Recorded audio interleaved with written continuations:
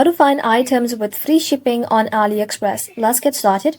For that, first of all, you want to go ahead and simply open up the AliExpress app or the website in your browser. Tap on the search bar and then search for aliexpress.com and then sign in to your account. Once signed in, start searching for the product you want to buy. As you browse the result, look for the product with the choice badge next to the listing.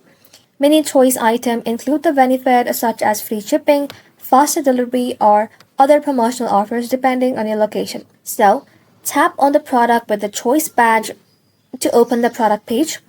And on the product page, you can simply check the shipping section. If the item qualifies, you will see free shipping is available. You can then add the item to your cart or simply tap on buy now to buy it right away. You can even search for the other product like phone case or accessories and look for the choice badges on those listings as well. Keep in mind that free shipping depends on the seller, your delivery location, and the current promotion. That's it. Thank you all for watching. If this video was helpful, consider subscribing to our channel and liking this video.